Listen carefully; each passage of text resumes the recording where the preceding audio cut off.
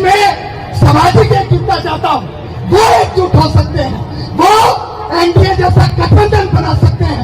तो क्या इस समाज के नेता, क्या मायावती, चंद्रशेखर आजाद, मोहम्मद मेश्राम, प्रकाश अम्बेडकर वादियों का एक गठबंधन नहीं बना सकते हैं? आप मुझे बताइए। अपने नेताओं से कहना चाहता हूँ कि इस भोले भाले समाज को लूटकर इनके नाम पर कब तक राजनीति करोगे? इस आंदोलन से बड़ी न मायावती है और इस आंदोलन से बड़ी न चंद्रशेखर आजाद है। अब मैं आपसे सवाल करना चाहता हूँ, जिस समाज की कोई राजनीतिक हैसियत नहीं होती है, उस समाज की कोई औकात नहीं होती है। इस बात को आप लोग याद रखिए। जिस समाज की कोई राजनीतिक हैसियत नहीं होती है, उस समाज की कोई औकात नहीं होती।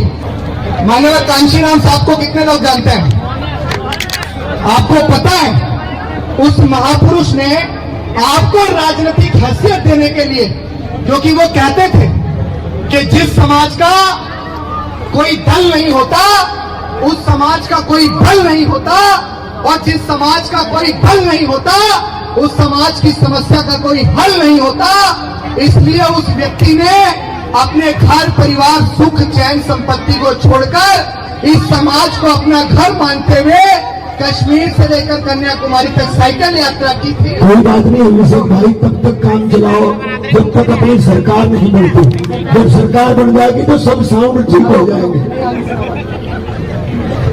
मैं तो आपको जुबान देके कहता हूं कि अभिषेक जीवित रहेगा और इस देश में दलित प्राइम मिनिस्टर भी बनेगा। आपको लिख के दे रहा हूं। और इस बात को अपनी हिम्मत और अपने जज्बे से कह रहा हूं।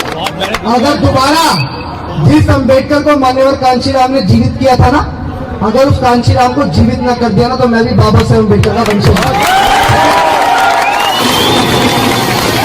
आप क्या समझते हैं कि आप बहुत खुशहाली वाला जीवन जी रहे हैं? मैं आपसे कहना चाहता हूं कि अगर आज आप नहीं जागे, मेरा एक मिशन है, हमारा खुद का एक मिशन है। मैं इस देश में सामाजिक एकजुटता चाहता हूं।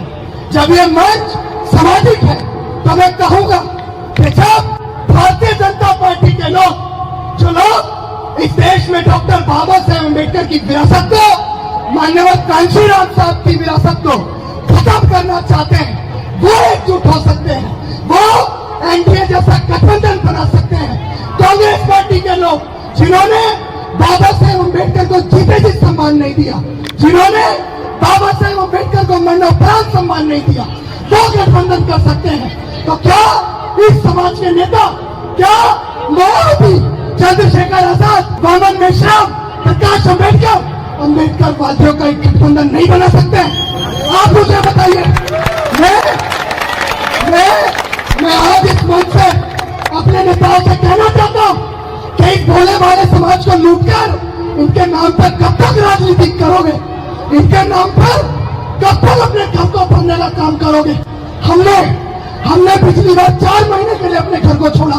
हमने इस बार 28 महीने के लिए संकल्प लिया। मुझे आज अपना घर छोड़े हुए, 28 जुलाई को मंजीत भाई, 28 जुलाई को मैंने अपना घर छोड़ा था।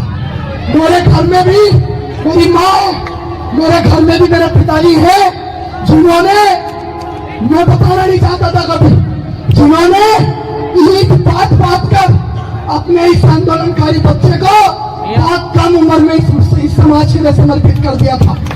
मेरे फादर राजमिस्त्री का काम करते हैं, लेकिन आज मैं घमंड के साथ कह सकता हूं कि अगर समाज के ऊपर कोई शोषण करता है, अगर इस समाज के ऊपर कोई आंखें उठाने का काम करता है, या मेरी माताओं बहनों को कोई गलत निगाह से देखने का काम करता है, तो अभिषेक अपने छोटे साहब को पानी पिलाने का काम करता है।